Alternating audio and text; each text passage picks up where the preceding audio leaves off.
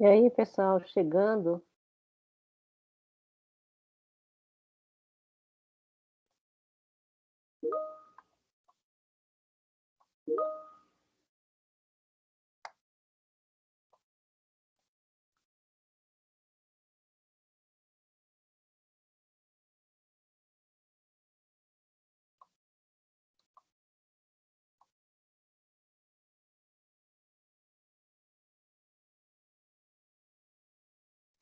Professora, esse horário é uma coisa que acontece nessas aulas de 8h50, primeira vez que eu tô pegando aula à noite.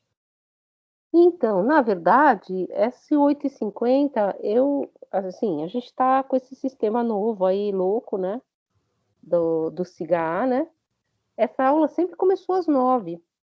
Aí o que acontece é que a gente até fez assim, no começo, para mim era às 9, porque na filosofia é tudo às 9, começa a segunda aula, né? Aí a gente falou, então tá, vamos começar um pouco antes, mas o pessoal tem uma aula antes dessa, que acaba às 9, né? Por isso que tá vendo que o pessoal não chegou ainda? Eu tava perguntando por isso. Porque geralmente à tarde as aulas que eu geralmente pego são. Tem a aula das 2 e a aula das 4, e tem aqueles 10 minutos de diferença entre o Uhum. término da outra e tudo mais. Não sabia que estava assim à noite. Então, à noite, a aula ela deveria ser mais curta, mas não é, né, Cíntia? E porque assim, no presencial, tem que ter alguns minutos para você sair de uma sala e ir para outra, né, que é esses 10 minutos, né. Mas geralmente era assim, meio corrido mesmo, a gente acabava chegando atrasado na segunda aula, porque geralmente a cabeça do professor funciona assim, né, embora não esteja aí, não tá assim no sistema, né. Nem de tarde tá assim, de tarde também a aula acaba. Por exemplo, ela acaba a das 2, ela não acaba 2 horas, ela não acaba 4 horas, ela acaba, 10 para as 4. Então tem uma coisinha assim, uma diferençazinha, só que a aula da noite é mais curta. Bueno, a aula da noite é mais curta realmente, né. Mas aí a gente, assim, espera as pessoas, né, chegarem, então a gente começa a aula às 9 mesmo, né, porque é a hora que o pessoal sai da outra aula. Complicado essa noite, né. E a aula da noite, vocês já estão gravando isso? A aula da noite também ela no presencial aqui tudo bem, né, acaba a hora que acabar, né, mas no presencial também ela acaba mais cedo, porque as pessoas vão embora, né. Por causa do ônibus, né, assim, vocês lembram disso? Não, vocês não estavam na UNB ainda. Quando vocês estiverem na UNB vocês vão lembrar disso, 10, acho que 10h40 passa um ônibus, uma coisa assim. E aí é óbvio, a aula não vai, ela vai até 10h50, acho, né, ela vai até deveria ir até às 11, né, já que ela começa às 9. Só que é impossível. A gente fica lá até às 11, né, professor, mas são os problemas do noturno. No presencial, a única matéria que eu tentei pegar à noite, o professor sempre terminava bem no máximo possível. Acho que terminava umas 10h45. Aí eu quase sempre perdi o ônibus, eu tranquei a matéria. É, porque, assim, eu começava a perceber todo mundo se mexendo, começando a arrumar as coisas, assim, aí como você também tá meio condicionado, eu vejo as pessoas levantando e falo: "Ó, já tá quase na hora", aí eu ia fechando, fechando. Às vezes acabava super cedo, assim, e aí eu chegava em casa e falei: "Ué", porque o pessoal vai levantando e indo embora. Falar pra vocês, eu fazia isso também quando estava na graduação, então não vou nem criticar as pessoas, né, porque senão eu não chegava em casa, então acabou dava 10h30, eu já estava saindo fora, assim, aquela puta escuridão lá, mas é o que dá para fazer, né, gente. Eu tinha até quando teve problemas com que não tinha ônibus, tal, eu acho que quem estava no DEG era uma professora que eu conhecia, no DEC, sei lá, a gente chegou a fazer uma proposta de que podia ter um ônibus interno na UNB, tipo um circular, que passaria no final das aulas, portanto passaria no horário final das aulas e levaria todo mundo pelo menos para a L2 ou para a rodoviária, né, tipo um circular da própria UNB, né, mais de um, claro. Mas Eu acho que as empresas de ônibus iam matar a gente, né.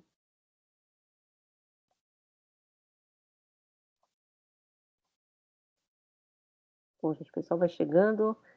Só começar então a dar os informes aqui, assim, enquanto o pessoal chega. Eu coloquei lá hoje um videozinho, que era um videozinho ainda sobre o resposta à pergunta o que é esclarecimento, que é um videozinho meio que repetido com o texto da aula, mas ele mais redondinho, porque eu fiz mais fechadinho. E coloquei, então ficou meio que ao mesmo tempo, tá, eu coloquei aquele vídeo que eu falei para vocês do Hegel. Eu não sei se vocês já tiveram tempo de ver, mas vê quando der tempo, claro, porque hoje a gente vai entrar no texto, realmente vai começar o texto, e aquele videozinho também, que eu coloquei lá do Hegel, ele ajuda a localizar no tempo, a pegar um pouco aquelas questões que a gente falou aula passada, né, de juntar com Kant, de juntar um texto com o outro, e os vídeos, como eles são um texto fechado, né, tem um são mais curtos e o texto é mais fechado, eles fecham mais as questões. Aqui, por exemplo, hoje a gente vai ler o texto e lendo o texto sempre aparece um monte de coisa e vai dar uma dispersada, né, então às vezes fica mais difícil de compreender. Eu acho muito difícil assistir uma aula gravada, que não foi pensada como um núcleo, né, que não é uma palestra, porque tem muito essa dimensão, eu olho no chat, vem uma coisa que vem de fora, então tá lá já para vocês assistirem esse videozinho do texto do Hegel, que a gente vai começar a ler hoje. Eu fiz aquela estruturazinha para vocês a aula passada, né, fiz aquela estrutura meio geral que eu vou retomar agora, que é de que o texto tem uma introdução, na verdade ele tem essa prévia em que ele fala aos ouvintes, né, o que que é, qual que é a função desse texto, aí ele tem uma introdução, eh, curta, e depois ele introduz essa questão da história da filosofia. Então é como se ele tivesse 3 introduções.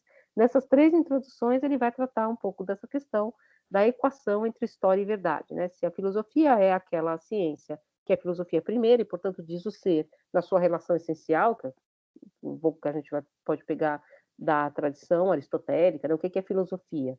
Qual é a dimensão da filosofia em relação às outras ciências? A filosofia é aquela que diz o ser na sua relação mais essencial. Portanto, ela é a ciência primeira, né, ela é a ciência fundamental nesse sentido, portanto, ela não é contingente. Então ele vai falar um pouco dessas questões aqui nesse começo, que a gente vai ler com cuidado, então não vou retomar aqui. E aí ele vai entrar na segunda parte do texto, que nos conceitos da história da filosofia. Então essa parte mais introdutória, e aí ele vai falar dos conceitos de história da filosofia, vai falar então da história da filosofia como uma coleção de opiniões, que a gente vai ver daqui a pouco, depois como uma espécie de vaidade e erudição vazia, uma coisa tem a ver com a outra. No terceiro momento, como uma diversidade de sistemas, e ele vai tentar pensar também como uma diversidade de sistemas pode ser uma ciência una, uma ciência que fala da verdade, então sendo múltipla, todas as suas partes falam da verdade. E na última parte, ele vai falar, na última parte que nós vamos ler, tá? Porque nós não vamos ler o texto inteiro, nós vamos ler só essa parte que fala da história da filosofia. Ele vai explicar como que vários sistemas são vários sistemas filosóficos, se são filosóficos, não são sistemas de opinião, como todos eles referem-se à mesma dimensão da verdade. E embora as verdades, entre aspas, possam parecer diferentes, os resultados possam parecer diferenciados, eles fazem parte de um mesmo desenvolvimento, que é o que ele vai explicar esse desenvolvimento, que eu falei para vocês, enfim, vou voltar aqui também, que ele usa vários exemplos da natureza ou do indivíduo, né, do indivíduo humano, ou do indivíduo também do indivíduo botânico, a árvore, ele fala das crianças, enfim, ele usa muito esses exemplos e eu ia falar uma coisa que era importante, mas daqui a pouco fugiu aqui.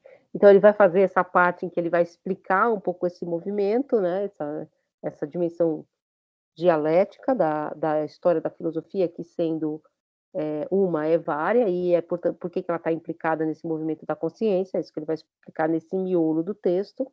Aí no final do texto, no final do que a gente vai ler, ele vai trazer exemplos de como essa localização da consciência na história, ela é intrínseca à própria história da consciência.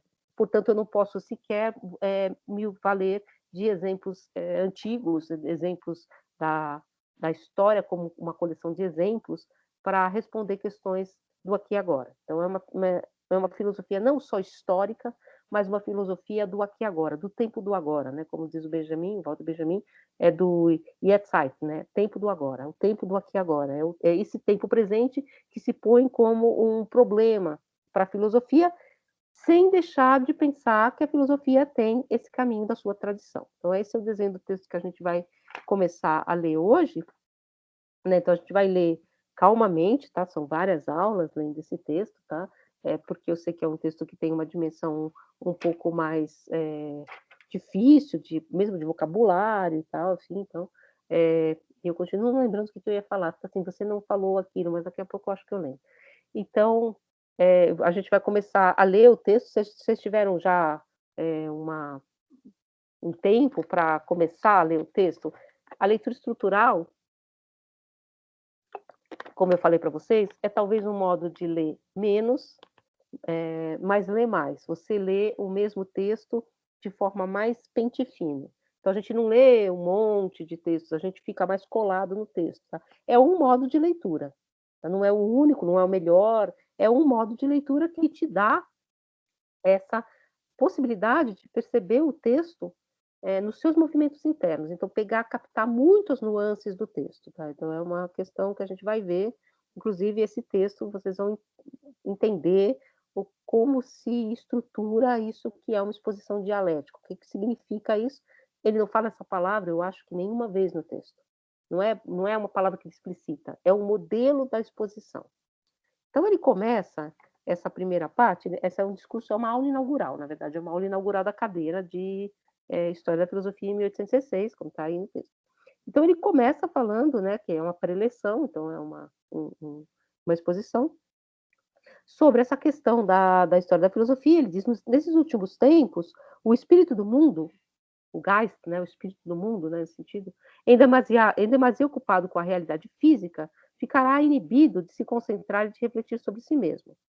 Pois bem, agora que o fluxo da realidade sofreu uma interrupção, agora que a maçã alemã, a nação alemã, a nação alemã, tinha achado que não tinha uma maçã, principia a tomar consciência de si própria, agora que o povo alemão salvou a sua nacionalidade, fundamento de toda a vida viva, é lícito esperar que ao lado do Estado, que absorveu todos os interesses, também a igreja venha a soerguer-se e que, além do reino do mundo, em torno do que até o presente que se tinha congregado os pensamentos e esforços, se volte de novo a pensar no reino de Deus. Ou seja, depois de todo um movimento, que foi um movimento chão, vamos dizer assim, demasiado ocupado com aqui e agora, vamos então poder nos voltar para esse movimento do espírito do mundo, que inclui pensar, na verdade, essa dimensão que ele está querendo colocar aqui, dessa história da filosofia, dessa história do espírito do homem. Vale lembrar, falei para vocês, que espírito, Geist, não é, na verdade, nenhuma dimensão sequer espiritual nesse sentido religioso, embora, claro, ele traz essa dimensão religiosa sempre colada aqui, não vou separar, ele fala que é o Deus que existe, tudo que veio a ser para que a consciência se tornasse a consciência de si, ele vai falar isso aqui mais para frente, não estou dizendo que isso não tem a ver, mas Geist, na verdade, é mais ou menos aquilo que o Kant diz que é a racionalidade da espécie, né? Então, esse Geist quer dizer esse espírito do mundo. Se vocês pensarem aqui nesse trechinho, ele já faz uma distinção que depois vai se tornar clássica, que é a distinção entre dois modelos de ciência. Você tem uma ciência que é a ciência das coisas do mundo, e você tem as ciências do espírito, entre as quais está a filosofia, a teologia, que são as ciências humanas, tal como nós dizemos. Né? E elas são diferentes em alguns métodos, nos seus métodos. Isso ele vai falar também muito claramente. E aqui mais embaixo, essa aqui é só uma introdução geral, é um ao leitor, né? Embora não seja um leitor, seja um ouvinte, né? Aquilo que eu falei para vocês, né, do textinho do Pierre Menard, né? Existia muito esse ao leitor, né? Então, é tipo um ao leitor. Eu estou dizendo, colocando o ânimo da minha plateia em equação com o que eu vou apresentar. É meio isso. E aí, aqui no finalzinho, ele vai falar O homem, por ser espírito, pode e deve julgar-se digno de tudo que há de mais sublime. Da grandeza e do poder do seu espírito, nunca pode formar um conceito demasiado altivo. E, animado por essa fé, não se negará a desvendar o seu mistério, o seu segredo. A essência do universo, a princípio oculta e encerrada, não dispõe de força capaz de resistir à tentativa de quem pretende conhecê-la. Acaba sempre por se desvendar e patentear a sua riqueza e profundidade para que o homem dela desfrute. Então, essa ideia do espírito, que é, na verdade, nunca se faz uma ideia tão altiva da racionalidade humana, porque tudo que está dado a conhecer pode ser tomado por essa racionalidade, né? Pode ser tomado por esse espírito humano, que é mais do que racionalidade no sentido kantiano, né? Ele inclui essa dimensão da consciência humana se desdobrando na história, que a gente vai ver. E aí ele vai introduzir agora a questão. Então, aqui é um leitor, bem rapidinho, esse é o leitor que ele fez. Então, ele vai falar agora exatamente aquela questão entre história e verdade. Então, ele vai dizer que pode-se afigurar-se que esse interesse ausente de importância na medida em que a concepção da filosofia se torna mais errada devido à contribuição da história da filosofia, visto que da história da filosofia se tira a prova principal da nulidade dessa ciência. Então, pode-se pensar que a nulidade da filosofia ela é provada pela sua história. Por quê? Em que sentido? Ele vai explicitar isso várias vezes aqui. Se todo mundo errou, se todos os sistemas eles entraram em colapso, se um filósofo atrás do outro foi colapsando, se nenhum deles chegou à verdade, está, é uma tópica moderna. Né? No discurso do método, Descartes diz, lá onde homens tão superiores a mim erraram, por que eu acertaria? Né? Lá onde Platão e Aristóteles erraram, falharam, por que eu me colocaria nesse patamar? Né? Por que eu acertaria? Então, essa ideia de que a história da filosofia, ela põe a própria filosofia em questão, se a filosofia é realmente uma ciência séria.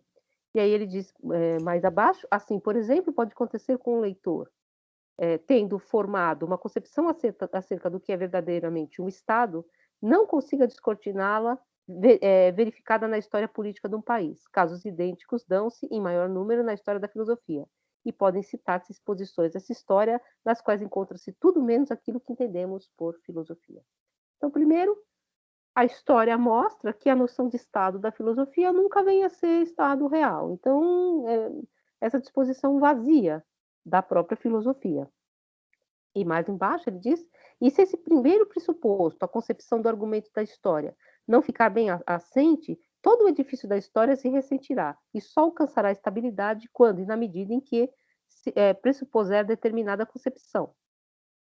Mas, nesse caso, dificilmente escapará a nota unilateral por não atender às concepções alheias ao próprio argumento. Então, essa ideia, assim, toda a questão da história da filosofia, ela estaria implicada em pensar se essa história, e que história é essa, e que interesse essa história poderia ter para a própria filosofia.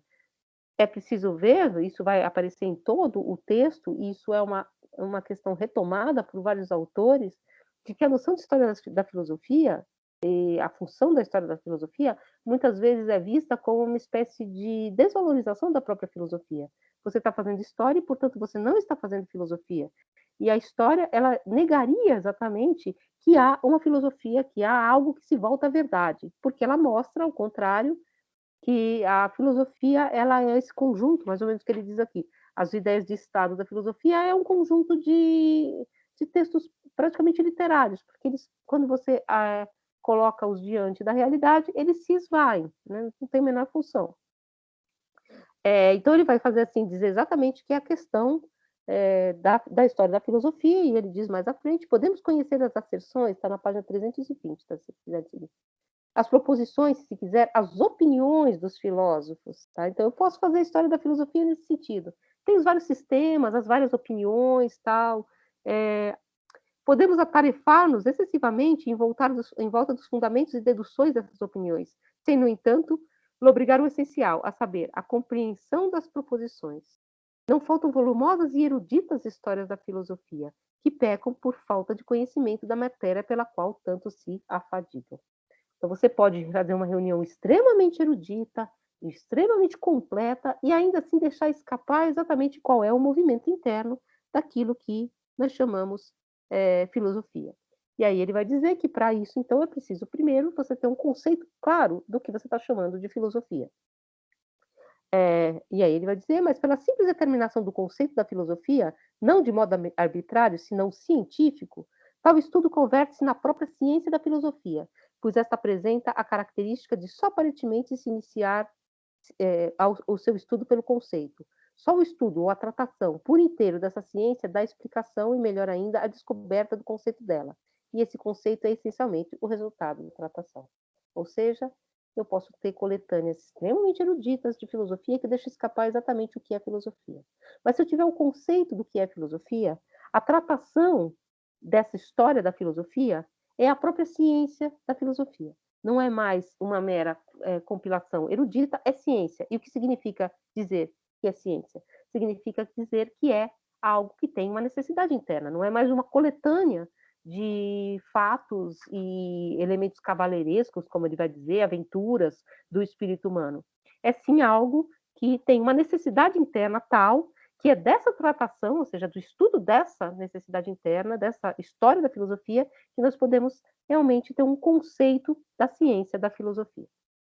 Então, ele vai falar dessa questão que, evidentemente, na exposição inicial, o que ele está dizendo? Olha, evidentemente, você tem um modo de pensar a história da filosofia que faz com que a própria filosofia escape e torne-se algo inútil. Agora, o que a gente vai fazer aqui, o que eu vou expor aqui, é o contrário disso. É a ciência da filosofia que vai ser perpassada, que vai atravessar os elementos da sua história. Então, não é algo externo à filosofia, mas é interno à filosofia. É por isso que ele vai dizer mais aqui à frente, e a gente vai pegar daqui a pouquinho, que a filosofia ela é uma disciplina, ela é uma ciência cuja história é intrínseca ao seu próprio desenvolvimento, ao contrário de outras ciências que não têm história. Claro que vocês vão dizer, mas toda ciência tem história. Sim, mas tem história ao modelo contingente, ao modelo do acaso, e não ao modelo necessário. Ele vai expor isso aqui falando de alguns modos de ciência do século XIX. Fala, João. Opa, professora, que eu fiquei com. Primeiro, boa noite, né? Primeiro, eu fiquei com uma dúvida nessa questão da ciência, porque você tinha falado agora que a ciência ela vai ser um caráter que perpassa a filosofia, esse caráter científico, nos seus diferentes momentos da história, então, nos diferentes sistemas. Mas isso é válido dizer também que esse caráter científico também é contingente em cada tempo? Então, é isso que ele vai tentar mostrar que não. O caráter científico, ele é diferente, ele é vário, ele tem determinações diferentes, mas ele não é contingente. Ele é o estado da consciência naquele tempo histórico para aqueles objetos. Então, a ciência, isso está na fenomenologia do espírito. Deixa eu ver se eu consigo recuperar aqui. Na fenomenologia do espírito, ele vai dizer, não existe uma ciência que está fora da consciência. Por exemplo, tem uma ciência que está lá no horizonte, eu tenho que ir em direção a ela. Não, ciência é aquilo que a própria consciência, ou seja, o próprio espírito humano, produz ao voltar-se a seus objetos. Portanto, a ciência, ela é aqui agora também. Ela se dá nesse momento. Dessa determinação da consciência para os seus objetos. A determinação da consciência para os seus objetos na Idade Média é uma, aqui é outra. Só que é sempre essa relação que ele vai tentar expor exatamente nesse modo. Como é que a consciência... Vocês se lembram que eu falei na aula passada daquela ideia dos passos inorgânicos que parecem que estão sedimentados? O que ele vai tentar dizer exatamente quando você faz a tratação, ou seja, quando você entende esses passos que para nós aparecem como inorgânicos, como movimentos da consciência em relação aos seus objetos, você entende também qual é a relação da consciência moderna com os seus objetos aqui agora. E pode mover a consciência para além desse movimento. Abriu a porta sozinha, o Hegel entrando. Então, é exatamente esse o movimento que ele vai fazer no texto. Mostrar que essa história da filosofia que ele quer propor é a história da filosofia como ciência. E mais, filosofia e história da filosofia são a mesma coisa, num certo sentido. Porque não existe uma filosofia que está no horizonte e nós vamos atrás dela, como se nós não tivéssemos chegado ainda. Ela está aqui agora, porque a filosofia é exatamente esse movimento da consciência com a história, com os seus objetos. Entende? É um pouco essa questão que ele vai pôr. Não existe essa noção de que existe um apartamento entre uma coisa apartada, um apartamento ficou estranho, uma coisa apartada entre a consciência que quer a ciência e a ciência que está fora dela, como se a ciência fosse um horizonte distante. A ciência e a consciência, o movimento científico, ele é interno ao próprio movimento da consciência na história. Então, ele não está fora, ele está dentro desse movimento, né? Ele vai dizer que a ciência é ciência para a consciência. Ela não está para além da consciência, né? Então, e a consciência, no certo sentido, é esse movimento que ele vai tentar explicitar aqui. Então, nessa introdução à filosofia, eu acho que vai ficando mais fácil de compreender, porque ele vai falar dessa historicidade intrínseca às outras disciplinas, que a filosofia extrínseca às outras disciplinas, que é diferente da filosofia. Então, ele vai fazer essa introdução, que sempre fala assim, né, que é sobre vários aspectos, pode a história da filosofia suscitar interesse. Quem quiser descortinar o ponto central deve buscá-la no nexo essencial que liga os tempos aparentemente passados com o grau atualmente alcançado pela filosofia. Tem que procurar essa linha. Tal nexo não é um fato exterior suscetível de ser descurado na história dessa ciência. Exprime, pelo contrário, o caráter íntimo da filosofia e as vicissitudes dessa história perpetuando-se nos seus efeitos.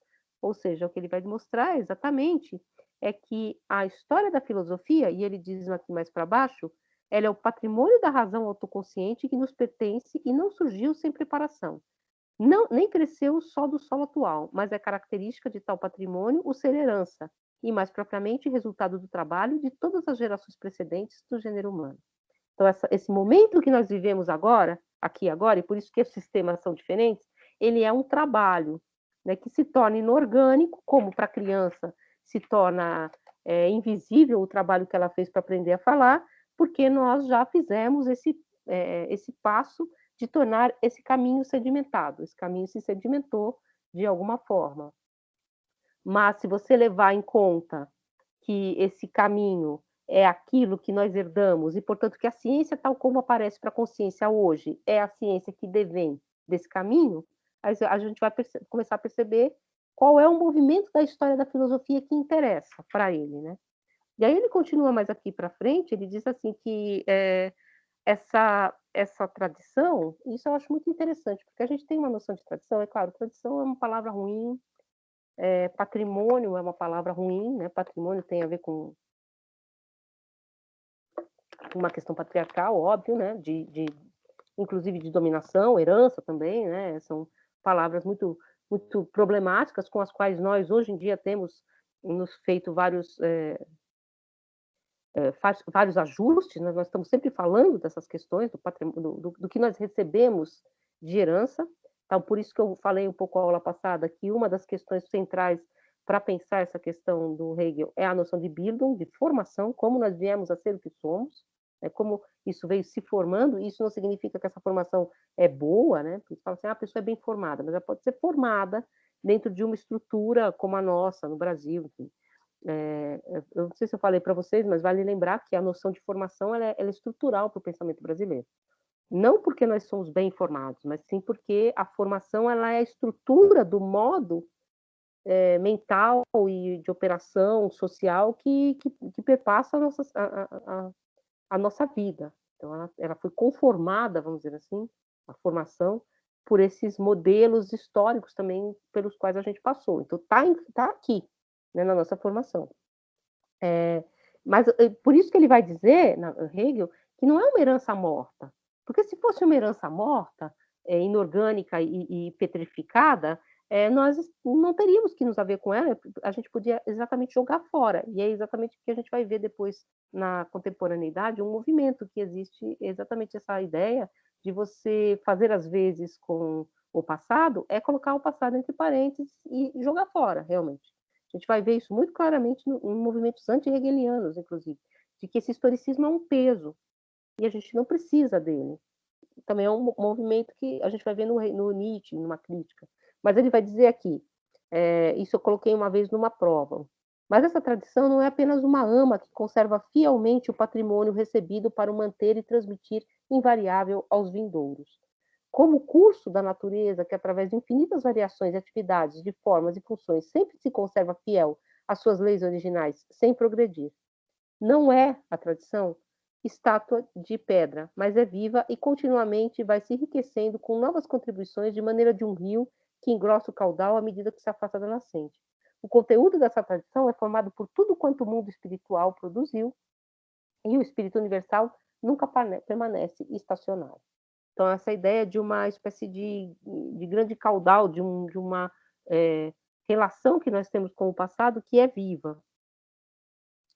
E aí ele vai dizer mais para baixo, ora, desse espírito do mundo, como é que esse espírito do mundo se move? Ele vai dizer, ora, a ação pressupõe uma matéria preexistente sobre o qual se exerça, não só a fim de aumentar com acréscimos de novos materiais, senão principalmente para levar e transformar. Essa questão é muito importante, aquilo um pouco que a gente falou na aula passada. Eu posso ter em potência a capacidade de falar, mas eu preciso de uma matéria externa, eu preciso de um anteparo para que essa capacidade abstrata se torne efetiva. Eu preciso de uma matéria preexistente sobre a qual eu exerça esse atrito da consciência consigo mesmo, percebe?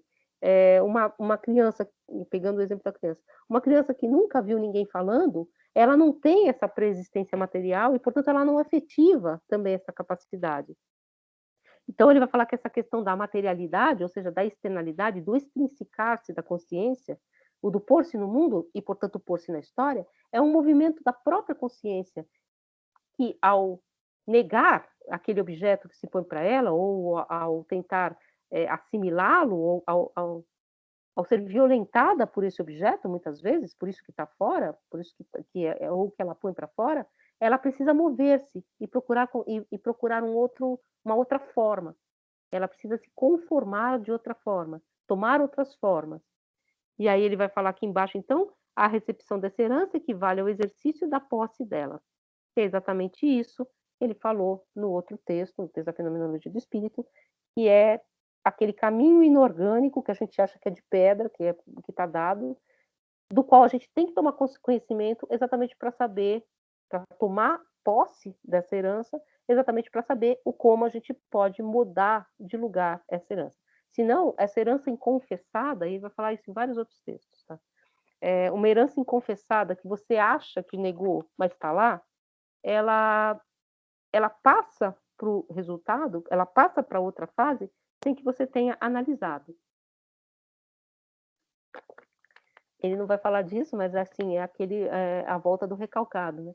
Você acha que você tirou aquilo de lá, mas aquilo não foi tirado, e você não fez o trabalho, as contas com esse passado volta.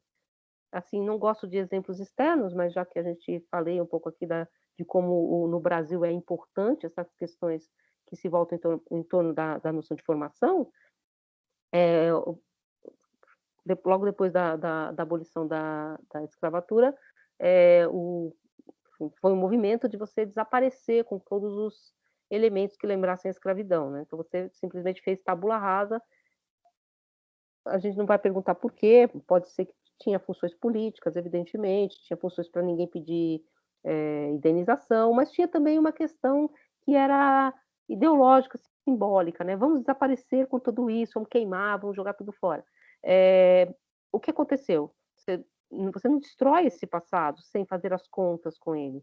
Ele reaparece. Por isso que ele está aqui até hoje, né? Por isso que ele está aqui vivo de uma forma extremamente cruel até hoje, exatamente porque a gente quis simplesmente jogar fora essa herança sem modificar esse patrimônio para um outro patamar. E para modificar esse patrimônio, você tem que se apossar dele, refazer esse caminho, é um pouco o que o Hegel diz aqui. Então ele vai dizer que o devir, o curso da história mostra, não o devir de coisas a nós estranhas, mas sim o nosso devir, o devir do nosso saber. É isso que é a história da filosofia. E mais, esse devir não é simplesmente um movimento passivo, como imaginamos que seja o nascer do sol, da lua, um movimento que se efetua sem contrariedade no espaço e no tempo. O que devemos representar no espírito é a atividade do pensamento livre. Devemos representar a história do mundo no pensamento, o processo de seu nascimento e produção. Também não é aquilo que eu falei para vocês quando eu falei do texto do Rousseau e do Voltaire. Não é também assim, um curso natural da consciência que vai se autoconhecer e eu fico esperando. Não, é ativo. É totalmente, completamente ativo. É uma posse dessa herança, é um mover-se em relação a essa herança. Então, não é algo que eu recebo como um peso, e também não é algo que, tendo sido recebido, está pronto. E eu não preciso me mover, porque... E isso é muito interessante, porque muitas vezes ele usa metáforas da natureza, né? E dá uma impressão de uma naturalização desse processo, né? Por exemplo, mais para frente ele usa a metáfora da planta. Dá a impressão que a consciência é como uma planta. E a planta, ela não tem essa dimensão de um projeto, de prospectiva, né? Ela tem um design, um desenho, um desígnio que ela desdobra. Agora, ela não tem um prospecto. Ela não produz um movimento ativo, nesse sentido humano, né? De criação. Então, às vezes, dá um pouco essa impressão de que é uma teleologia passiva da história, mas não é exatamente isso que ele tenta reforçar essas questões, às vezes. A história que nós propomos fazer é a história do pensamento que a si próprio se encontra. Por meio do pensamento, acontece que ele se encontra na medida em que se produz. Por isso, só existe e é real na medida em que se encontra. E aqui eu respondi, acho que falei um pouquinho disso para o João, né? A ciência, ela é ciência enquanto se produz como ciência. Ela é ciência no seu movimento de atrito com os seus objetos, aqui agora e no tempo em que ela se desenvolveu. Não existia uma ciência pronta, a qual, por exemplo, os gregos não tiveram acesso. Não, eles vieram tendo acesso aos seus objetos. A ciência era aquela que eles estavam produzindo, porque a ciência é isso, é esse produto do pensamento. Ela não é algo fora do pensamento. Percebe? Assim, não sei se fica claro isso. Como se tivesse uma ciência pronta em algum lugar que a gente tem que buscar, que a gente tem que encontrar. A gente não encontra essa ciência. A gente busca um mover do pensamento que produz essa ciência e essa verdade ao longo do seu próprio caminho. E aí, na história, apresenta-se o que é mutável, o que mergulha na noite do passado, o que já não existe. Pelo contrário, o pensamento vero e necessário, verdadeiro e necessário, e aqui só deste nos ocuparemos, não é suscetível de mudança. A questão que surge aqui é uma das primeiras sobre a que deve incidir a nossa atenção. Então, mas sim, então, se eu estou falando que o pensamento é verdadeiro, e ele nunca morre nesse sentido, mas a história é variada, como é que eu faço essa equação? É isso que ele vai tentar explicar nesse texto. E aí ele diz, além disso, em terceiro lugar, é oportuno, antes de baixar aos pormenores, abarcar num relance o conjunto sobre risco de deixar o todo pelos pormenores, a floresta pelas árvores, a filosofia pelas filosofias. Então, a primeira coisa que eu tenho que fazer é entender o que é o conceito de filosofia, para não me perder num emaranhado de sistemas que eu simplesmente coleciono e tentar entender o que faz desta coleção filosofia. Percebem? É o contrário do que se faz numa doxografia, por exemplo, que você reúne. Aqui você não reúne, você perpassa um conceito do que é filosofia por esses textos e por esses sistemas.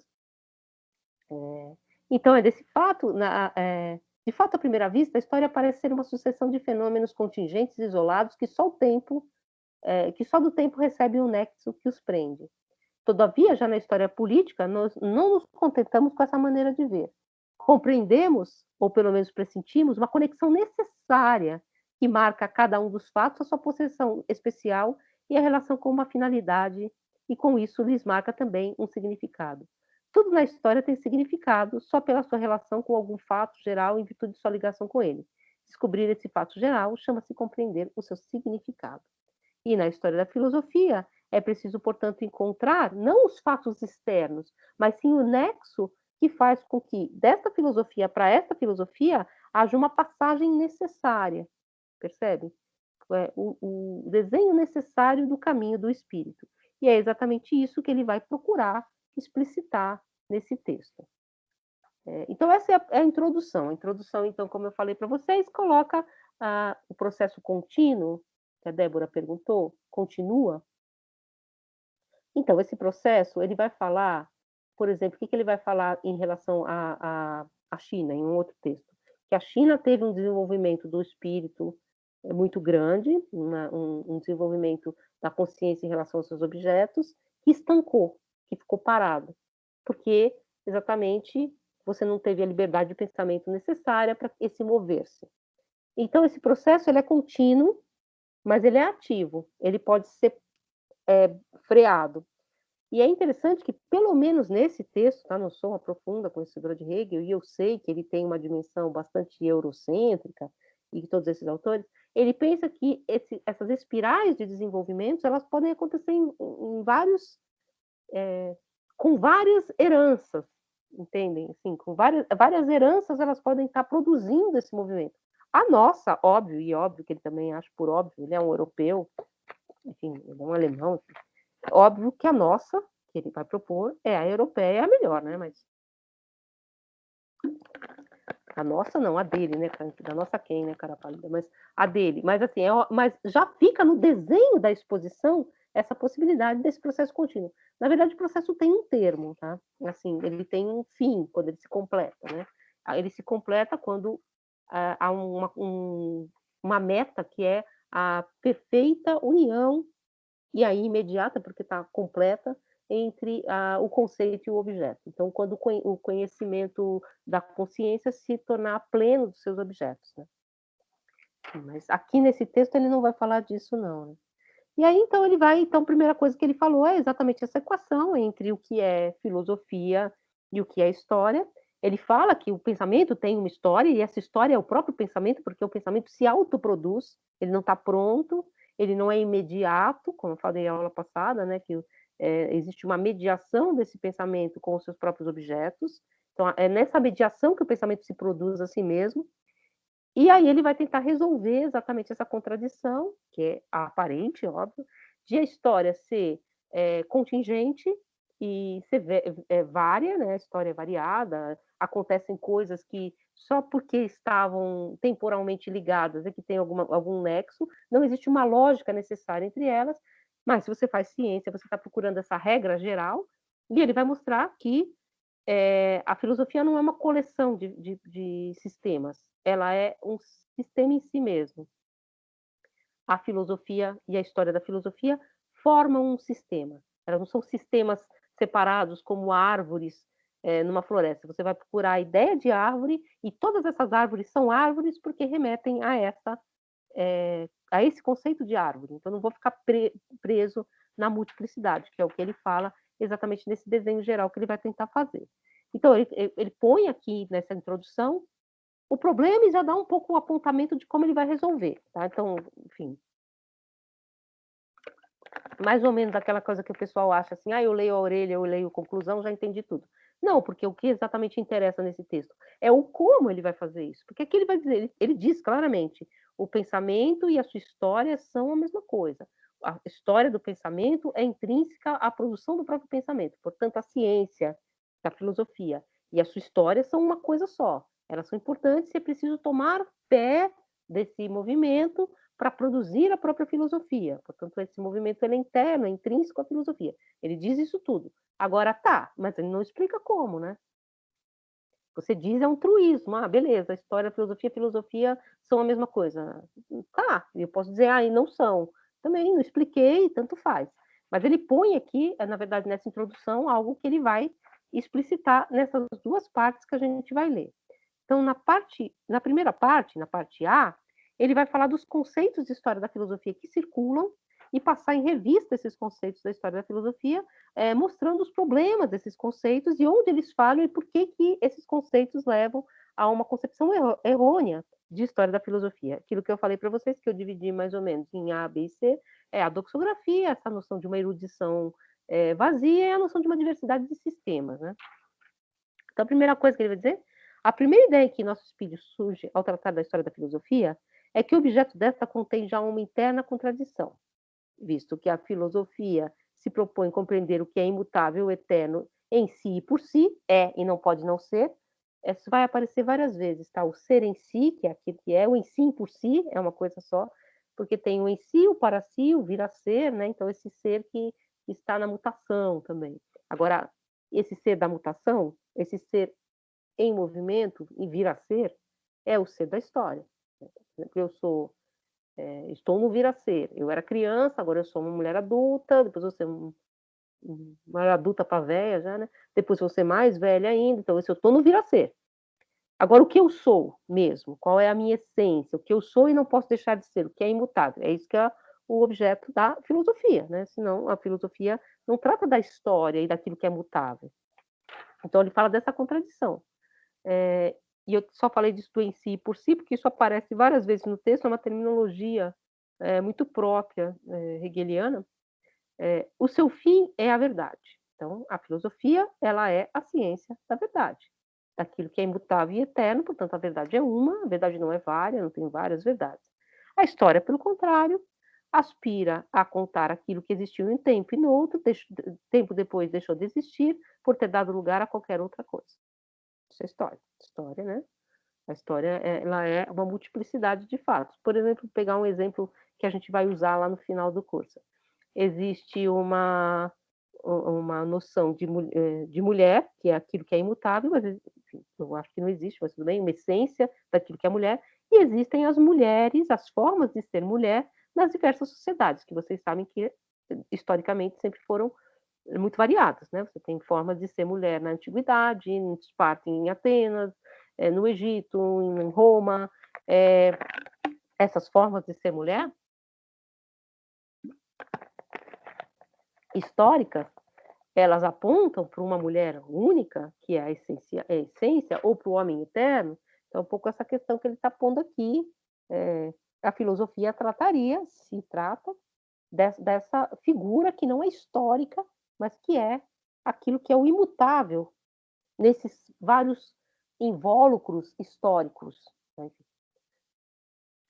E aí ele vai dizer, mais abaixo, é evidente que a contradição apontada não diz respeito apenas àquela história externa, mas sim à interna, isto é, a história do próprio conteúdo, a história da própria filosofia. Não é só as coisas externas a essa filosofia que são problemáticas, mas também a história das várias doutrinas, das várias formas de pensamento.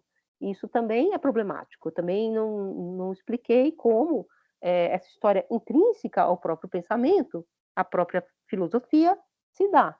Eu também não expliquei o movimento interno dessa historicidade. Então, é um problema externamente, mas também é um problema interno.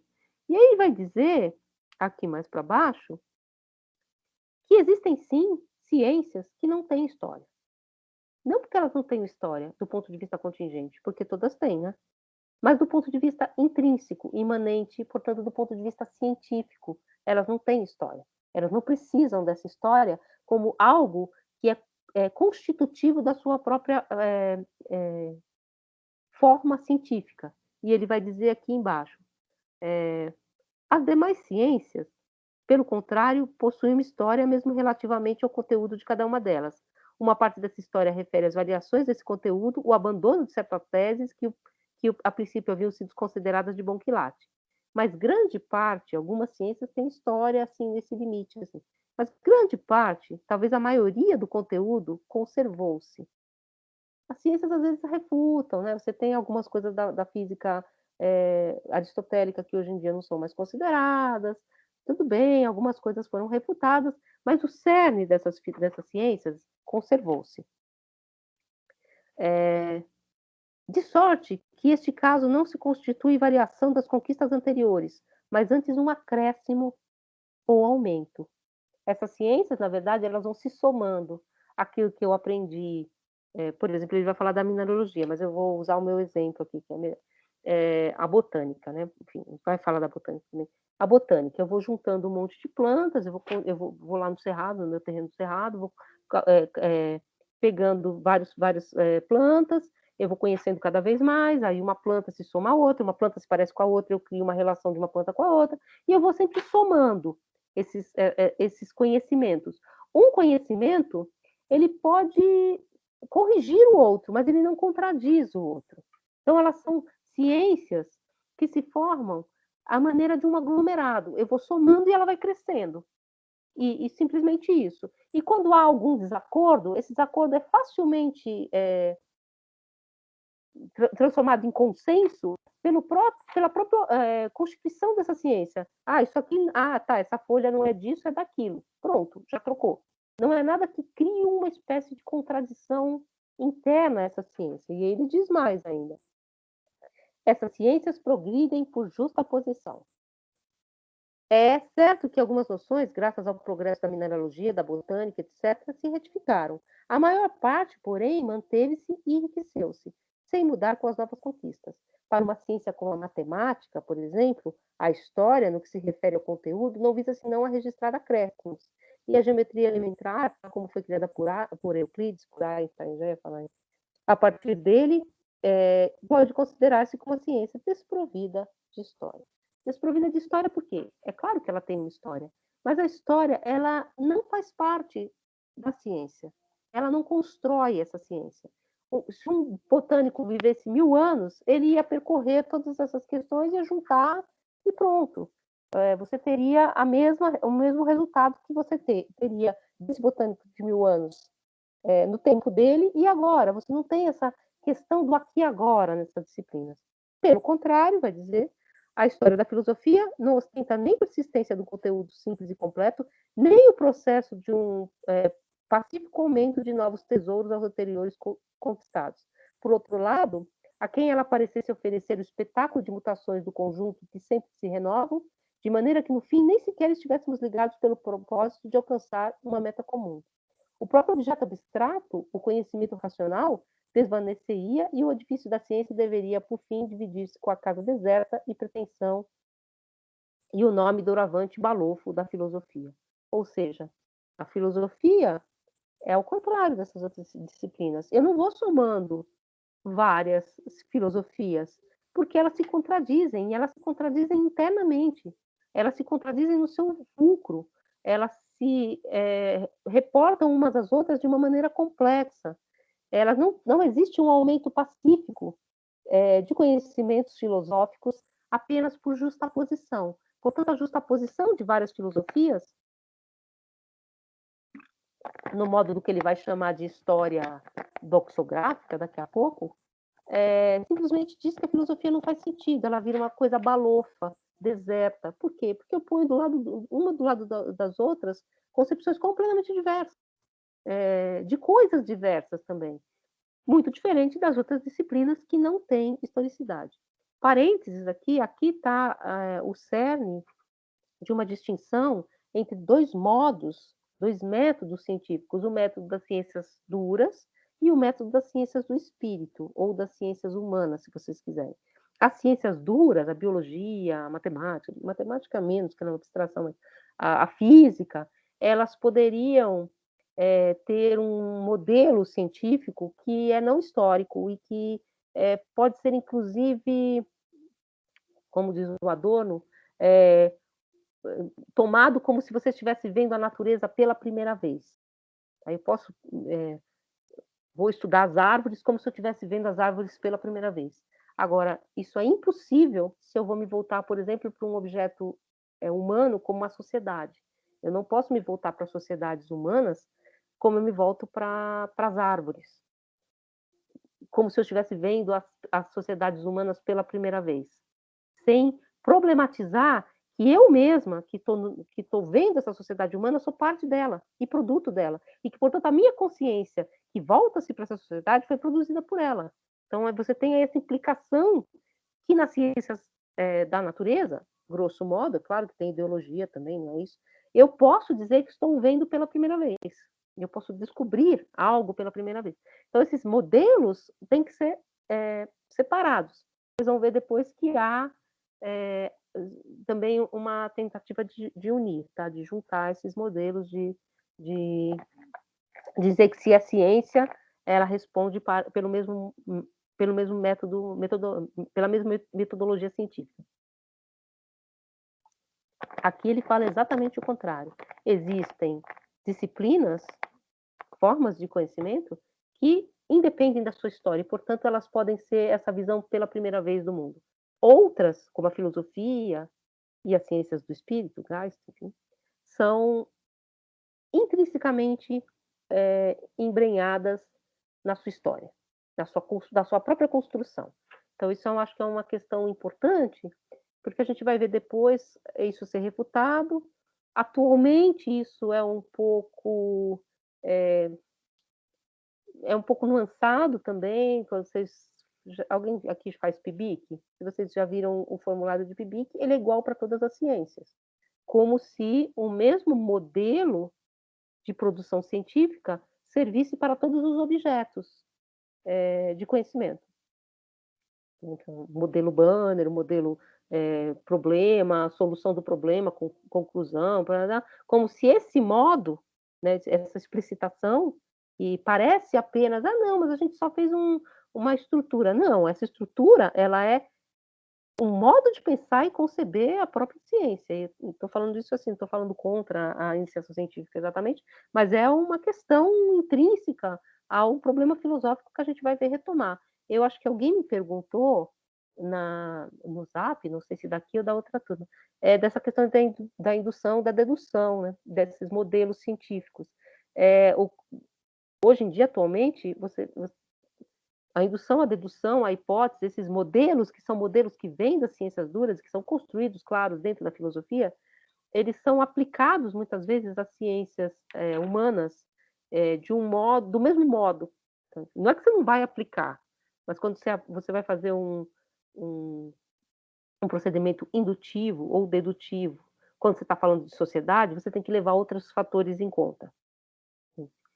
Entre esses fatores, a historicidade dessa sociedade, que não é simples, tal. O outro exemplo que eu gosto de dar eu gosto de colecionar plantinhas, tal, gosto de colecionar folha, tal, e eu tenho uma formação anterior a essa, que é de história da arte. O historiador da arte trabalha também muito parecido com o botânico, entre aspas, porque a gente também compara, né? Então, tem 2 folhas, elas são da mesma família, tem 2 formas de figurar a mulher, elas são da mesma escola. Então, você tem um pouco essa análise que é de uma espécie de memória visual e de uma espécie de comparação, comparativismo. Um processo que eu gosto muito, acho super lúdico. Só que são os mesmos procedimentos. A botânica, as folhinhas, eu posso pensar que não há nenhuma história implicada ali. O que eu não posso pensar em relação às imagens, aquelas imagens, as imagens da história da arte, elas são construídas, elas são mergulhadas, elas são perpassadas pelos elementos históricos de onde elas provieram. Senão, eu perco completamente. Eu faço uma botânica, eu faço, estou aqui um monte de mulher com a cabeça virada para cá. Sim, mas cada mulher com a cabeça virada para cá, ela tem uma constituição, e às vezes uma constituição que se demora. E por que se demora? Nessa historicidade. Eu acho que é um exemplo também que, a mim, fala muito, embora existam muitos modos de pensar a história da arte, e a história em geral, como a gente vai ver também que há críticas a essa questão. Mas acho que fica um pouco claro o que ele diz, né, quando ele diz que uma história, que algumas ciências, elas não possuem história. Do ponto de vista da ciência, elas possuem uma história externa, que pode ser contada da maneira da história da carochinha, né, assim, tal. Isso Kant fala também na Crítica da Razão Pura. A história da matemática, a origem da matemática, ela é mítica. Eu não preciso saber onde ela começou, é um mito. Agora, a origem, Kant diz a origem da física já não é. Então, você tem um pouco essa dimensão de uma história que é externa ao próprio conteúdo. Aqui, no caso da história da filosofia, não. A história, ela é interna ao próprio conteúdo. Então, dizer história e dizer filosofia são a mesma coisa. E aí, agora ele vai pegar e passar em revista, depois que ele fez esse comentário, da historicidade intrínseca àquilo que se chama filosofia, os modos como se concebe a história da filosofia.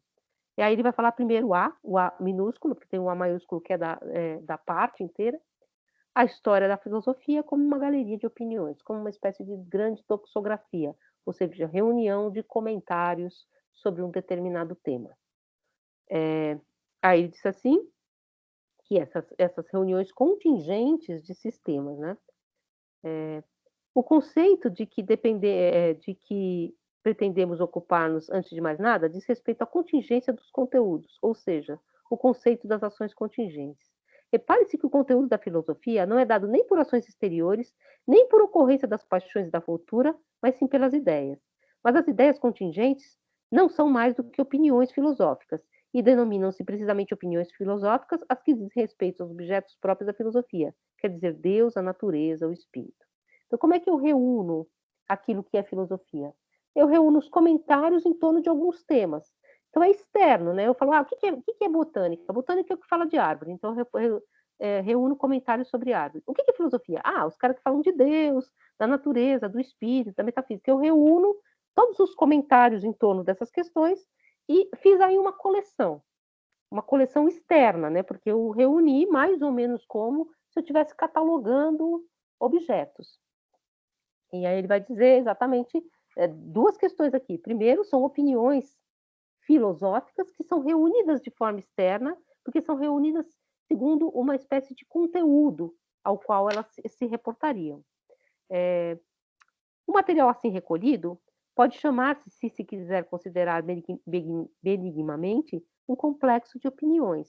Mas se, pelo contrário, o quisermos considerar mais profundamente, a exposição de loucuras, ou pelo menos dos erros de homens que se engolfaram nos pensamentos e nos conceitos puros. É isso, se você pegar as noções de Deus, de história, e colocar todas juntas, eu tenho um professor aqui da filosofia, ele fala umas coisas muito engraçadas, mas uma vez ele disse assim que cada sistema filosófico é literatura fantástica, porque é um pouco isso, né? Você vai pegar Leibniz, e Deus é transcendente ao mundo, mas ele criou todos os mundos, aí ele escolheu só um, aí então parece uma coisa assim, você fabula, né? Então, se você pensar exatamente a filosofia assim, é um conjunto de sandices, inclusive, né? De coisas malucas, de opiniões, às vezes, desarrazoadas para o nosso ponto de vista. Uma história assim redigida, ele vai dizer, que não passe da pura enumeração de opiniões, não constitui senão um objeto inútil, de inútil curiosidade, quando muito de investigação erudita, uma vez que a erudição, como ele vai dizer, consiste em saber quantidades de coisas inúteis, desprovidas de interesse intrínseco, a não ser o interesse de serem conhecidas. Então, isso aqui é aquele segundo passo que eu disse para vocês. Uma coleção de opiniões montadas desse modo, ao modo da doxografia, ela é vã e erudita. É apenas erudição. É um conjunto de situações e de coisas engraçadas, exóticas, no máximo, curiosas. Se a história da filosofia não mais fosse do que uma galeria de opiniões sobre Deus e sobre a essência das coisas naturais e espirituais, teríamos de declarar ciência supérflua e fatidiosa, que é o que acaba acontecendo um pouco quando a gente toma a filosofia, a história da filosofia nesse modelo.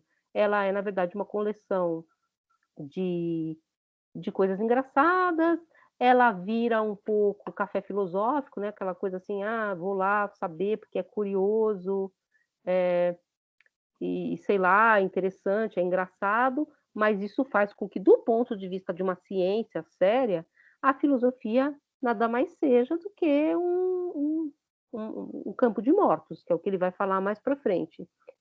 Que coisa pode haver de mais inútil do que aplicar-se a conhecer uma sequência de opiniões já gastas? Que coisa mais indiferente? Todas as histórias da filosofia que expõem e tratam as ideias da filosofia como se fossem opiniões, deixam imediatamente transparecer a sua aridez e a sua incapacidade de suscitar interesse. Porque não é filosófico, é curioso só, é erudito. E aí ele vai falar que essa forma de tomar a filosofia torna a filosofia vã, uma vaidade vazia. E aí ele vai dizer uma coisa, aí ele vai começando a conceituar. Filosofia não é opinião sobre determinados conceitos que a gente chama de filosóficos, Deus. Então, tudo que falar sobre Deus, tudo que falar sobre a natureza das coisas é filosofia. Não existem opiniões filosóficas. A filosofia é um sistema. E aí ele vai dizer, mas a filosofia não contém nenhuma opinião, porque não existem opiniões filosóficas. Filosofia é sempre algo que, de algum modo, tem a ver com a verdade, com a episteme, com a ciência.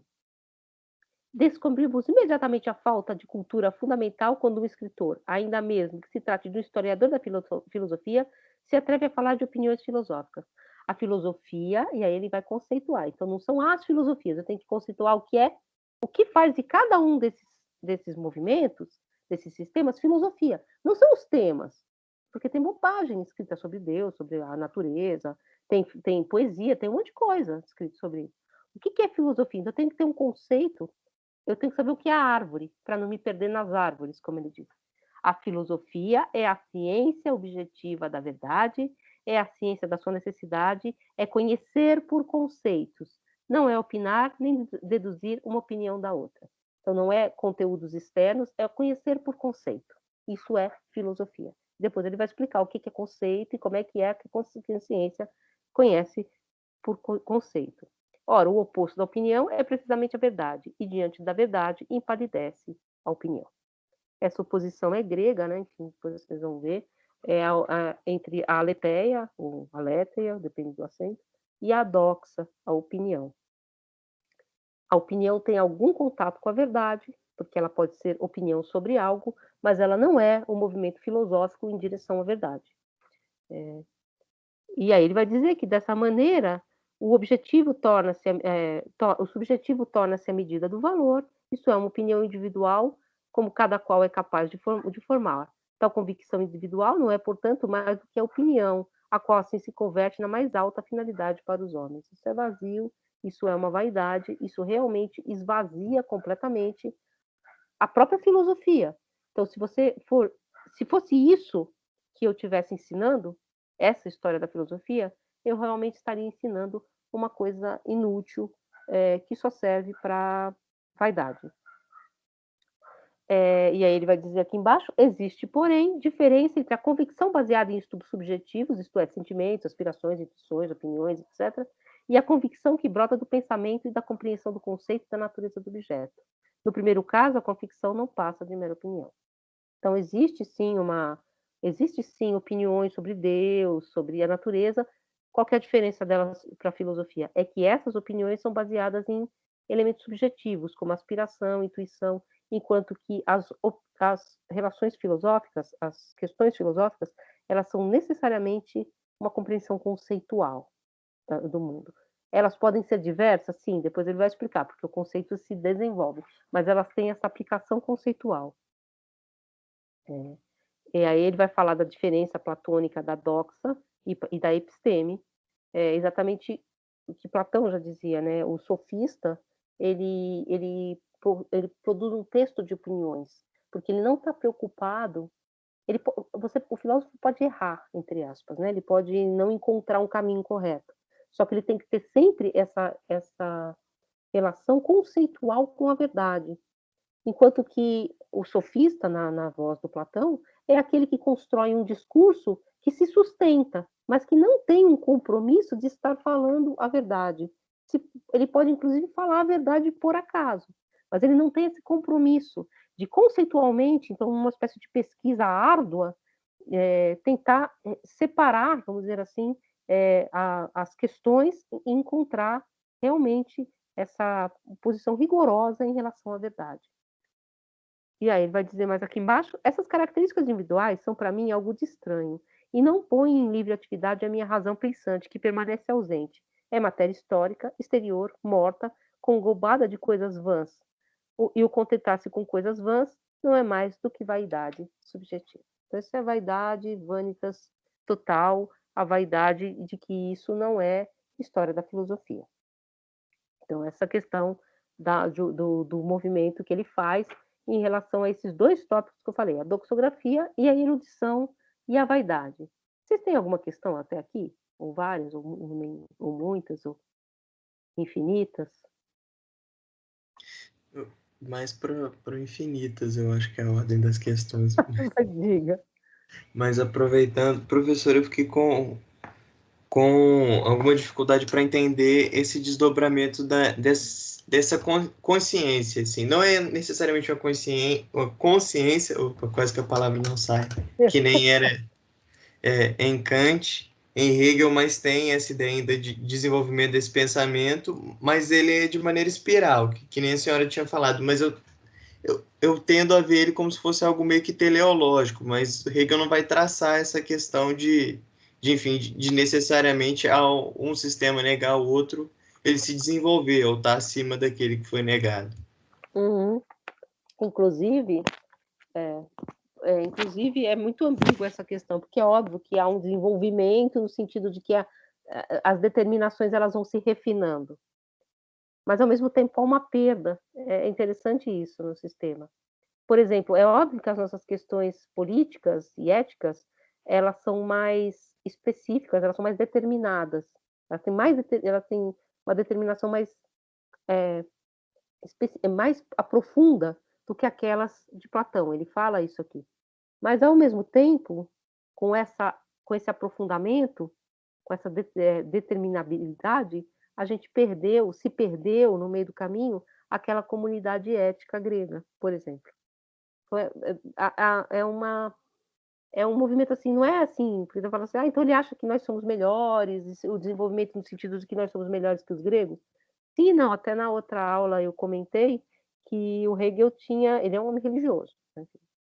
E ele, claro, obviamente, depois o exemplo que ele vai trazer no final, para mostrar como que a gente não pode se retirar, vamos dizer assim, se arrancar para fora do seu próprio tempo histórico, porque esse tempo histórico ele constrói a nossa própria consciência, pulando para trás. Ele vai falar da tentativa de voltar a ser cristão ao modo antigo. Mas o próprio Hegel escreveu a vida de Jesus, né? Inclusive, se vocês quiserem ler, porque às vezes eu sei que muito pessoal que tem interesse nessas questões de filosofia, tem interesse também em questão da filosofia da religião, esse texto do Hegel, do jovem Hegel, né, A Vida de Jesus, foi traduzido por um filósofo lá da USP, numa editora que chama Clandestina. Essa editora, ela libera esses livros, tudo de graça, é só entrar lá e pegar. São livros mesmo, assim, então livros de tradução. E tem esse livro, essa tradução da vida de Jesus. Por que eu falei isso? É óbvio que a constituição ética da comunidade cristã primitiva, ela era mais perfeita, entre aspas, do que a cisão subjetiva da religião moderna, né, que é uma religião do indivíduo e não da comunidade e tal. Só que eu não tenho como voltar atrás. Então, é muito interessante esse movimento da consciência, que também é um movimento de perda, né, nesse sentido, que ele vai explicar. Mas, num certo sentido também, não é teleológico, mas tem também uma ideia que é muito parecida com aquela do Kant, que a gente vai ver mais para frente, que existe uma espécie de determinação da consciência. A consciência está determinada, determinada no sentido, não assim, determinada, eu sou brasileira, eu não desisto nunca. Não é essa determinação. Ela está determinada porque isso são estruturas da própria consciência, pela natureza, portanto, a mover-se em relação a seus objetos, né? É uma determinação. Então, é forte também essa questão, né? Ele fala de tudo que existiu, quer ver? Vou até pegar aqui, que é uma frase, depois a gente volta aqui.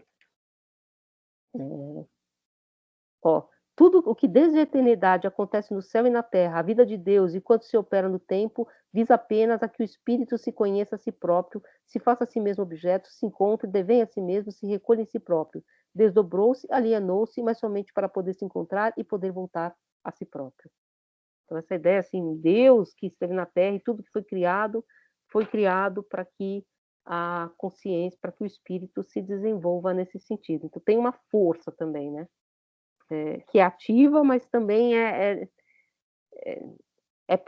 é um desígnio, né? Então, tá inscrito, mas também é um prospecto, porque também é um trabalho, né? Então, tem essas duas dimensões, na verdade, né? Não sei se eu respondo, se eu mais complico do que outra coisa. Ajudou bastante, professora. Muito obrigado. Tem mais alguma questão? Porque agora a gente vai passar para a parte, então, que ele vai então falar dessa vaidade dos conhecimentos filosóficos, e depois ele já vai terminar entrando falando dos sistemas filosóficos, e aí a gente deixa a parte mais escabrosa, que é a parte que ele vai explicar realmente como que os vários sistemas filosóficos podem ser todos, se são filosofia e, portanto, se são pensamento por conceito, voltados à mesma verdade, embora essa verdade se explicite de formas diferenciadas em cada momento do tempo, a gente deixa para a próxima aula. Então, aqui, continuando, então ele vai falar a prova da vaidade do conhecimento filosófico tirada da história da filosofia. Perante tantas opiniões multiformes e sistemas filosóficos tão variados, encontramos-nos perplexos antes de decidir a qual nos devemos encostar. Encostar é ótimo. Verificamos que, no que diz respeito às grandes questões para as quais nos sentimos atraídos e para as quais esperamos a resposta da filosofia, erraram também os maiores espíritos, razão pela qual foram refutados por outros. E se isso ocorreu a gênios altíssimos, como poderia eu, na minha pequenez, encontrar o justo caminho? Esse ele tirou exatamente igual, vai ficar mais escabroso, bem escabroso. Isso aqui ele tirou exatamente igual do prefácio do discurso do método do René Descartes. Lá onde tanta gente super inteligente errou, por que eu vou me meter, né? É um pouco uma espécie de confissão de humildade, assim, mas é um pouco aquela questão, mas se tanta gente tentou entender quem é Deus, o que é o bom estado, e todo mundo errou, por que essa ciência que nunca caminha, que nunca sai do lugar, vai me interessar? Porque eu vou me meter a essa ciência e, num certo sentido, será que a filosofia realmente tem alguma potência? E aí ele fala assim, mas embora se admita que a filosofia deve ser verdadeira ciência, e que uma filosofia deve certamente ser verdadeira, surge o problema de saber qual a filosofia é a verdadeira. Como se há de reconhecer por tal? Cada uma será ela verdadeira. Todas levam em si o critério que devem revelar a verdade. Por conseguinte, um pensamento sóbrio e ponderado forçosamente há de hesitar em decidir-se. Ou seja, tem dois problemas. Primeiro, lá onde todo mundo foi refutado, né? Aquela frase famosa que tinha nos muros, né? Nos anos 70, estava assim, né? Marx morreu, Jesus morreu, Marx morreu e eu também não estou muito bem, né? Tipo assim, todos os paradigmas entraram em colapso, assim, tal, e eu também sou só o próximo, não sei o que fazer, né? Então, um pouco aquela coisa, assim, meio de desespero total. E, por outro lado, além desse desespero de perceber que grandes homens se refutaram mutuamente, ainda assim, e entre esses grandes homens também, se mesmo que eles não tivessem se refutado, como escolher se cada uma das filosofias assevera ser verdadeira? Aí ele vai dizer, a prova da inutilidade do esforço da filosofia é imediatamente fornecida pela acostumada concepção superficial da história da filosofia, a qual, no seu desenvolvimento, se manifesta como a alteração dos mais variados pensamentos de multiformes filosofias entre si antagônicas que se contradizem e refutam continuamente. Então, essa ideia da história da filosofia, como uma ideia de um progresso, no sentido de que um tira o outro e põe uma outra coisa, ou, se vocês quiserem, no modelo moderno, que é um pouco que o Hegel também refuta, de que eu vou pensar por mim mesmo, que é uma coisa que está, por exemplo, no discurso do método, nas meditações metafísicas.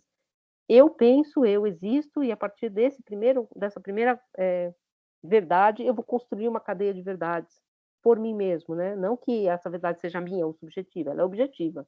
Mas eu não vou construir essa verdade a partir da opinião, da autoridade de outros filósofos. Eu vou produzir a partir de um autoexame da minha própria, das minhas próprias capacidades racionais. Então, essa ideia moderna, né, de você fazer tábula rasa, você faz terra arrasada e constrói a partir dessa terra arrasada uma outra filosofia, é um pouco o que ele acha que é esse pensamento da filosofia como uma espécie de luta de MMC, assim, vocês vão ver isso, os professores falando isso também, tá? Que, assim, por que eu vou ler esse autor se esse autor já foi refutado por outro? Esse autor é antiquado, vocês vão ouvir isso, esse autor esse autor é antiquado, esse autor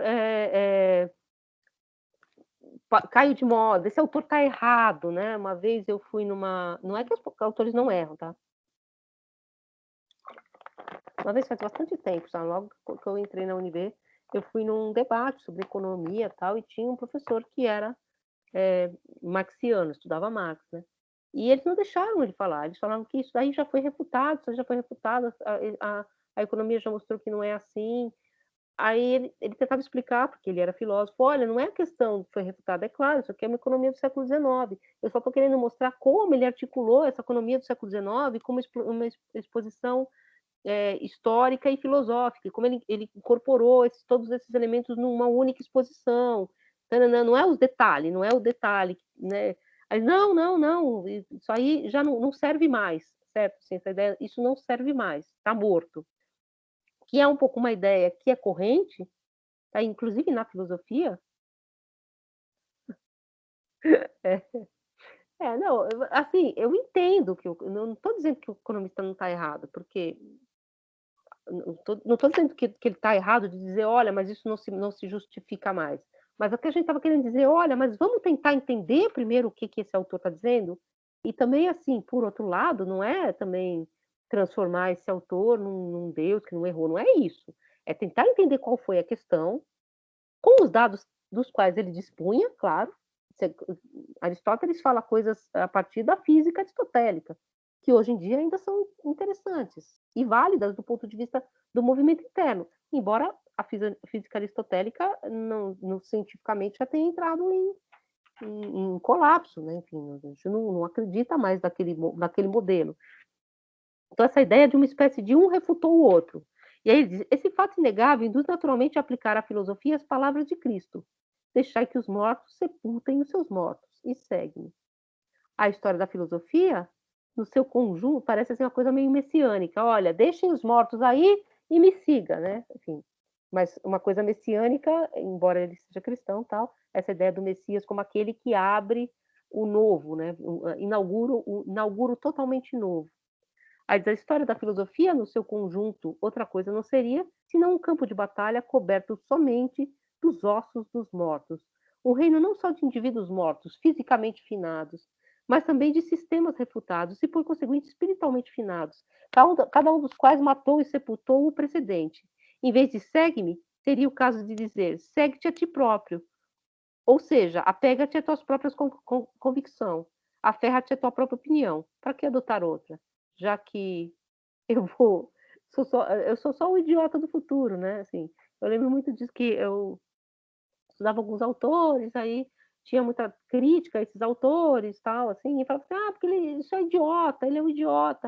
Aí eu falava assim, gente, mas se a gente começa assim, eu sou só o idiota do futuro, né? Porque o que a gente fala também é marcado, perpassado por questões que vão ser, no futuro, questionadas, né? Mas, por isso, não há um movimento interessante do que a gente pode pensar agora. Então, ele fala que isso é uma questão assim, que, num certo sentido, iria transformar a filosofia num campo de mortos. E numa coisa inútil. Cada um pensa como quiser, porque tanto faz mesmo. Ninguém concorda com nada. Se você quiser achar isso, acha. E nós perdemos qualquer tipo de objetividade. E ele diz, de fato, acontece que toda filosofia nova sustenta que todas as outras nada valem. Toda filosofia se ergue com a pretensão não somente de refutar as filosofias precedentes, mas de corrigir, além disso, os defeitos e de suprimir as imperfeições delas e de ter encontrado finalmente a verdade. Mas à base da precedente experiência, acontece que se podem aplicar também a tal filosofia as palavras da Escritura que o apóstolo Pedro dirige à mulher de Ananias. Os pés dos que sepultaram o teu marido estão ali à porta, para te levarem a enterrar. A filosofia destinada a refutar e substituir a tua mão não se fará esperar por muito tempo, como não se fez esperar para as outras. Então, você está dizendo que a filosofia é vã. E por que você também vai escrever filosofia? Se lá onde um monte de gente errou, você não vai acertar, e se as filosofias se refutam, como se você estivesse numa espécie de campeonato, um grande campeonato de ideias, né? Aí ele vai esclarecer, na verdade, porque aqui ele colocou dois problemas, né? Então ele vai ter que solucionar esses dois problemas. Primeiro, há vários sistemas de filosofia e todos se colocam como verdadeiros. Segundo, eles se refutam, então eu não posso somá-los, né? Não tenho como somá-los tal como se somam axiomas matemáticos. Inclusive, parênteses, mesmo na matemática, hoje em dia a gente tem esse problema, porque há outros modelos matemáticos, né? Que se contradizem, né? Então, você tem modelos, vocês vão ver no texto do Quine, o Quine vai falar disso. Há uma matemática clássica e há outros elementos de matemática que fazem com que existam contradições internas também disso que para o Hegel era uma coisa que todo mundo estava em paz, né? Na biologia também há modelos diferentes de pensar célula e tal. Num certo sentido, todas as ciências estão sofrendo do mesmo problema da filosofia, né, agora. Esclarecimento sobre a diversidade das filosofias. Então, a história da filosofia, ele vai explicar agora. Ela é a própria filosofia. Não é que os sistemas se refutam. Os sistemas, eles são exatamente esse caminho inorgânico da formação da consciência. Então, esses pensamentos que se refutaram e que se transformaram, eles são aquilo que está implicado no nosso modelo de consciência. E eles se refutam, isso depois ele vai explicar. Eles se refutam, mas eles não se refutam em todo. Eu jogo tudo fora. Você refuta alguma coisa, que é exatamente aquilo que ele vai falar depois na metáfora da árvore. Eu preciso da semente para que, ao negar-se, ela se torne árvore. Sem a semente, não tem árvore. E a semente se nega para virar árvore, mas ela se nega para virar árvore para ser novamente semente, no certo sentido. Então, aquilo que foi negado por um sistema, num certo sentido, está lá ainda. Percebe? Num certo sentido, foi carregado e retransformado em uma outra coisa. Ele não morreu nesse sentido. E eu posso voltar a um outro autor, é um autor da antiguidade, e reconfigurar aquilo num outro modo também. É um pouco essa questão dessa plasticidade do pensamento. Fala, João. Professora, então, nessa questão do sistema, ainda que negado, se manter vivo, né, não morrer, não perder sentido para Hegel, a importância disso vai acontecer porque ele se firma, então, como um marco paradigmático. Ainda que a gente não acredite mais naquilo, a gente pode retomar? De Hegel, né? O lugar do Hegel. Isso, de Hegel. Isso aí a gente vai ver exatamente como o Nietzsche vai criticar. Porque, num certo sentido, isso é um problema da modernidade. A modernidade, quando ela marca o aqui e agora, ela marca um ponto zero, num certo sentido, uma certa neutralidade do lugar moderno. Né? Como se eu, por estar reconhecendo a historicidade dos processos, eu me colocasse fora. Não que a fenomenologia faça isso. Ele fala da opacidade da consciência moderna e tal. Mas é como se a modernidade ela fosse um ponto neutro, né, da história. E é um pouco a crítica que o Adorno vai fazer, inclusive, às soluções hegelianas, porque isso aqui é o modo de exposição. Aí ele vai solucionar algumas questões ao modelo do tempo dele, é que o Adorno vai dizer. Se você pensar que você tem que hegelianizar, inclusive, esse modelo, né? Então, o Nietzsche vai dizer exatamente isso, né? É como se toda a história do mundo existisse para acabar no crânio de Hegel, né? Como se tudo tivesse existido para vir acabar em Berlim, né? Uma espécie de redução, no certo sentido, das potências variadas da história a um único vetor. Isso é uma crítica que o Hegel vai fazer no texto, o Nietzsche vai fazer no texto que a gente vai ler daqui a pouco. Santo Agostinho, Leandra, em que sentido? Do Santo Agostinho. Oi? Você está aí ainda? Então, ela falou que nem Santo Agostinho. Na questão da história, isso, nem sempre eles refutam uns aos outros. Na verdade, sim, sem pensar hegelianamente, tal, assim, a gente vai perceber que a filosofia é feita de vários retornos, né? Você vai ver isso, por exemplo, o texto que a gente vai ler lá no final do curso, que é o texto do Heidegger, ele vai retornar, ele quer tentar escapar aos dilemas da metafísica contemporânea, ou ao esvaziamento da filosofia, enfim. E ele vai voltar para onde? Para além da metafísica, para fora dela. Para fora da metafísica é para fora do pensamento socrático platônico, que separa a verdade do discurso, que produz a questão, não é Platão exatamente, é Aristóteles, mas que produz o desenho de um discurso lógico. E aí ele vai ler Parmênides, mas ele não vai ler Parmênides porque é um dado de erudição. Ele põe todas essas questões novamente. Ele vai ler Parmênides para ver se algo que está lá em Parmênides pode ter se perdido no movimento posterior. E pode ser, portanto, um outro processo. Então, agora, existem várias críticas a isso, né? De esse antiquarismo, né? Por que você vai ler Parmênides? Que tem outras questões ali. Então, a gente vai ver um pouco isso também, desse movimento da autofagia, vamos dizer assim, da própria filosofia, né? Por exemplo, Descartes leu Santo Agostinho, provavelmente não, com certeza. Então, quer dizer, Santo Agostinho, que é um autor que, na verdade, é um autor quase que antigo, né? Ele é um autor do final ali do que a gente chama de antiguidade, ele não é sequer um autor medieval, né? Assim, ele reaparece na filosofia moderna, só que reconfigurado, né? Numa espécie de interioridade, enfim. Então, existe todo esse movimento, né? Que é um pouco aquilo do Pierre Menard. A filosofia, e eu acho que as ciências, em geral, as ciências do espírito, elas vivem dessa reconfiguração, né? A Idade Média, aí eu estou fazendo história histórica, tá? Não história da filosofia.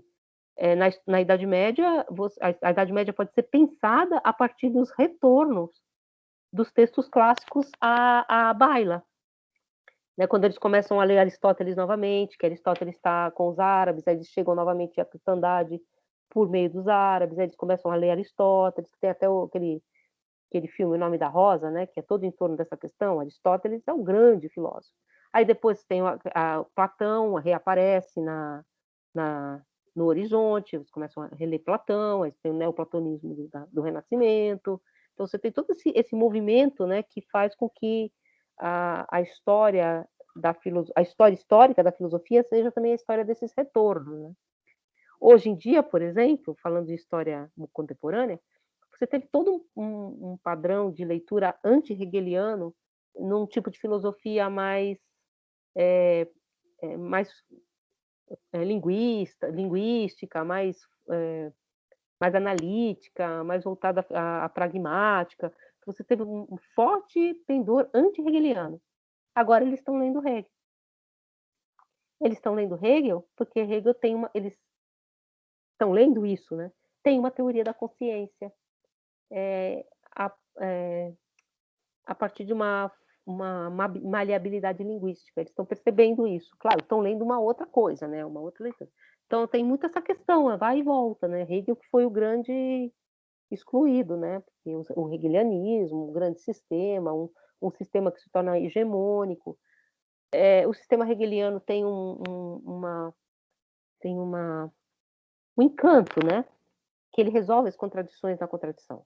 Então, todos os sistemas estão imbricados, então você também é fácil, né? Falar, então tá, então beleza, né? Então a gente estuda história da filosofia e a resposta é porque porque o pensamento é um caminho, paraná, né? Então, como se nada escapasse e você pode jogar tudo dentro do saco, né? Assim, dentro tudo nesse mesmo sistema. Então também tem isso que eu acho que é o que o Nietzsche vai criticar, exatamente, né? Você tem uma academicização muito grande a partir desse mote hegeliano, que é você estudar a história da filosofia infinitamente, né? Como já se fazia na Idade Média, mas com outro pensamento, né?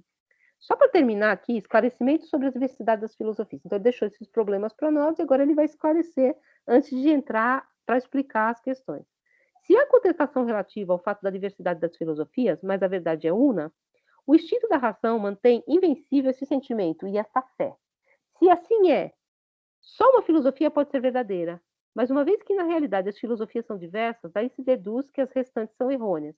Sucede, porém, que cada uma, por seu turno, assevera e sustenta provar ser ela a verdadeira. Então, essa questão que fica aí dos sistemas das filosofias, que a gente vai ver ser reelaborado pelo Porchat. Fala. Tá bom, falo rapidinho. Então, eu só vou terminar aqui para dar tempo de falar. Então, eu vou parar aqui, ele vai falar, se nos dermos ao trabalho de examinar mais atentamente as reflexões expostas, podemos opor-lhes que, por mais diversas que sejam as filosofias, umas coisas têm sempre de comum, o serem filosofias. O que são filosofias? Pensar por conceito. Em todo lugar que eu tenho um pensamento conceitual rigoroso, mesmo que esse pensamento conceitual rigoroso seja diferente do outro, eu tenho um procedimento que é filosófico. Por conseguinte, quem tiver estudado e compreendido uma filosofia, contanto que seja filosofia, por isso mesmo compreendeu a filosofia. Esse modelo vai fazer com que qualquer tipo de leitura filosófica seja a filosofia. A filosofia não é conhecer vários sistemas, é entender o funcionamento interno desse pensamento conceitual que pode estar em um único sistema ou na relação entre esses sistemas. Mas deixa eu falar das 2 dissertações. Na verdade, assim, então vai ter esses exercíciozinhos que a gente vai fazendo. Aí na verdade, o semestre passado eu só consegui fazer uma, porque não deu tempo de fazer 2, tá? Porque esse semestre online, ele é muito picado. E, assim, eu também tenho os exercícios para corrigir, eu gosto de ir respondendo, acabou sendo uma só. Mas como que é a dissertação? No semestre anterior, eu consegui fazer 2.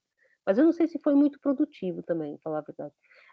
Na verdade, são perguntas que reelaboram os fóruns que vocês estão fazendo. Então, os fóruns, na verdade, eles vão fazer, pensando como Hegel, né? Eles vão te dar a matéria para depois você dar a forma das respostas às perguntas.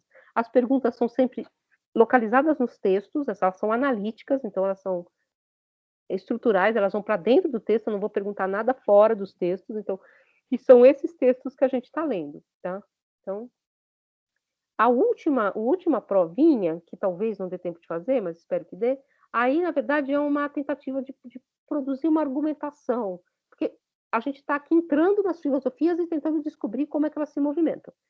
Depois eu vou propor, se der tempo, no último exercício, que vocês comparem 2 sistemas e produzam uma terceira questão, que é a partir desses 2 sistemas. Por exemplo, comparando a noção de metafísica heideggeriana à noção de metafísica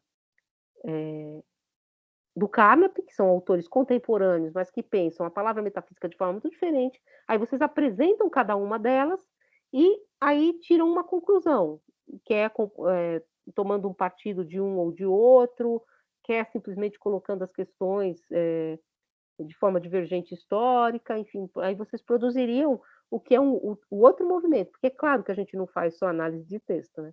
A gente faz a análise de texto para depois produzir um outro passo, né? Que é um passo de síntese, né? Porque você junta 2 coisas, você explica essas 2 coisas, compara e tira uma terceira, né? Então, aí, se der tempo, mas é um exercício bem simplesinho, assim, tipo, eu ponho 2 trechinhos lá para vocês compararem e comentarem, só isso. A prova é bem simples, tá, gente? Não é nada sofisticado. E tem esses exercícios que eu prometo semana que vem. Essa semana vai ter esse evento do PIBID, eu até esqueci de falar para vocês. E a gente ficou fazendo vídeo. Esse evento do PIBID, que agora, para quem tem interesse, a iniciação docência, mas depois a gente vai fazer umas lives também, que eu vou convidar vocês. Essas lives não são só relacionadas à educação, porque eu acho que vocês não têm tanto interesse nessa questão. Tá, é dia 30 do Kant. Eu acho que vocês não têm tanto interesse nessa questão mais do novo ensino médio, eu acho que vocês estão em outra vibe, né? Mas principalmente a primeira live, vai ser sobre a questão, é sempre interdisciplinar, é filosofia e geografia, é a questão da utopia e do território em Brasília. E eu acho que talvez interesse bastante, porque tem muito a ver com o que a gente está falando aqui também, inclusive o filósofo que vai falar é um filósofo estudioso de Hegel. Então, acho que vocês vão estar bem assim, antenados para a questão. Gente, eu vou parar de gravar,